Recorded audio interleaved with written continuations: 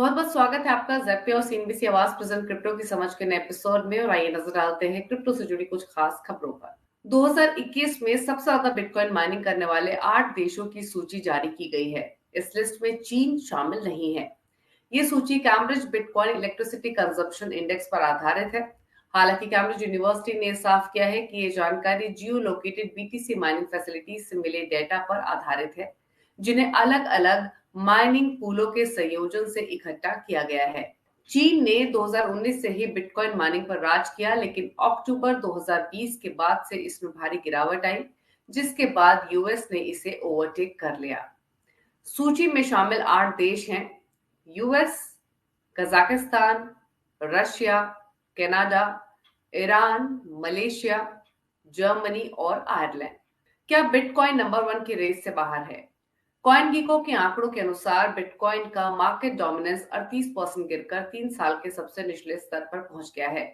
इस गिरावट की वजह से चिंता जताई जा रही है कि सबसे बड़ा क्रिप्टो एसेट तेजी से इकोसिस्टम पर अपनी मजबूत पकड़ खो रहा है। गिरावट का परसेंटेज बिटकॉइन के मार्केट कैप और क्रिप्टो मार्केट के रेशियो को दर्शाता है। एसेट डोमिनेंस इस साल नीचे की ओर रहा है। भले ही इसने साल की शुरुआत 50% से अधिक के मार्केट डोमिनेंस के साथ की हो, लेकिन मई और सितंबर में लगभग 40% रहा। दिसंबर की शुरुआत में जायक्रिप्टो ने जो रिसर्च जारी की, उसमें ये संकेत मिलते हैं कि बाजार अब ऑल्ट कॉइन डोमिनेटेड मार्केट की ओर बढ़ रहा है। 2014 के बाद से ऑल्ट कॉइन बाजार का प्रभुत्व 21% से 3 गुना बढ़कर अब लगभग 60% हो गया है। और इन्हीं खबरों के बाद अब वक्त है हमारे गेस्ट से सवाल पूछने का। और हमारे साथ आज मौजूद हैं बिटनिंग के फाउंडर काशिफ रजा। काशिफ, स्वागत है आपका इस खास शो में। और सबसे पहले तो इनफैक्ट कुछ बेसिक चीजें आपसे समझना चाहते हैं। किसी एक्सचेंज के साथ अगर अकाउंट सेटअप करना हो तो इन्वेस्टर्स या फिर क्लाइंट्स को किस तरीके की सावधानियां बरतनी चाहिए? तो दीपाली, ये बहुत ही इंपॉर्टेंट क्वेश्चन है। इसमें मेरा ये सजेशन है कि जब भी आप किसी एक्सचेंज को फाइनल करें, तो सबसे पहले आप ये देखें कि आप इंडियन एक्सचेंज के ऊपर डील करें। आप किसी भी फॉरेन एक्सचेंज पे जाके अपना अकाउंट क्रिएट ना करें। जब आप अपनी शुरुआत कर रहे हैं क्रिप्टो के अंदर, तो आप इंडियन एक्सचेंजेस पे अपना अकाउंट क्रिएट करें। पूरी तरीके से कंप्लायंट है, सारे केवाईसीज लेती हैं, आधार, पैन कार्ड, मोबाइल नंबर। दूसरी चीज आपको ये देखनी है कि आपकी नीड क्या है।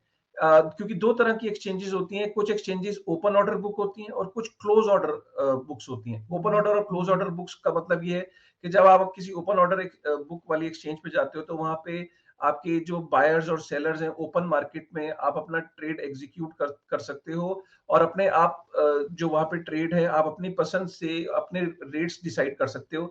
लेकिन जो क्लोज ऑर्डर बुक होती है, वहां आपके बिहाफ पे जो एक्सचेंज है, एक फिक्स्ड रेट पे आपका ट्रेड एग्जीक्यूट होता है। तो आपको ये देखना है कि कौन सी एक्सचेंज पे आपकी नीड क्या है।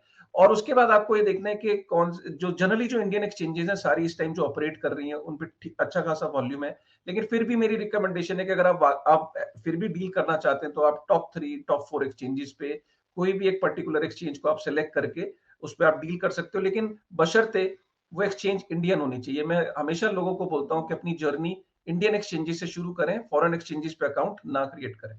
साथ ही भारत में फिलहाल जो क्रिप्टो एक्सचेंजेस हैं वो कौन सा बिजनेस मॉडल यूज करते हैं, और क्या उन सभी के लिए एक समान होना चाहिए? सर दीपाली, जनरली एक्सचेंजेस दो तरीके की होती हैं। एक होती है सेंट्रलाइज एक्सचेंज और एक होती है डिसेंट्रलाइज एक्सचेंज। इस वक्त जो भारतवर्ष के अंदर जितनी भी एंटिटीज जो हैं, जहां पे आप जाके अपने क्रिप्टो के अंदर डील कर सकते हैं, वो सारी सेंट्रलाइज एक्सचेंजेस होती हैं, राइट। अब जो डिसेंट्रलाइज एक्सचेंजेस होती हैं, उसको कोई एक सेंट्रल एंटिटी या इंडिविजुअल या कंपनी गवर्न नहीं करती। डिसेंट्रलाइज एक्सचेंज जो है, उसको जो कम्युनिटी होती है, जो बहुत सारे लोग ग्लोबली मिलके रन कर रहे होते हैं, उसका कोई एक इंसान उसको ऑपरेट नहीं कर रहा होता। तो जब हम ये कहते हैं कि कोई ऐसा मॉडल जो यूनिफॉर्म हो, वो पॉसिबल नहीं है। हम सेंट्रलाइज एक्सचेंजेस के लिए तो हम रूल्स एंड रेगुलेशंस बना सकते हैं, और उसको सारे के सारे एक्सचेंजेस फॉलो कर सकती हैं, क्योंकि वहां हम जानते हैं कि एक डिसीजन मेकर है या एक एंटिटी है या एक कंपनी है जो आपस में मिलकर सहमति बना सकते हैं। लेकिन जो डिसेंट्रलाइज एक्सचेंजेस हैं, वो कहीं किसी कोई कंट्री स्पेसिफिक नहीं होती, वो किसी कंपनी के आधारित नहीं होती। वो एक कंप्लीटली डिसेंट्रलाइज होती है नेचर में, जिसको लोग मिलकर रन कर रहे होते हैं। तो वो बहुत मुश्किल है कि डिसेंट्रलाइज एक्सचेंज और सेंट्रलाइज एक्सचेंजेस के लिए एक यूनिफॉर्म कोई रूल्स एंड रेगुलेशंस बनाना।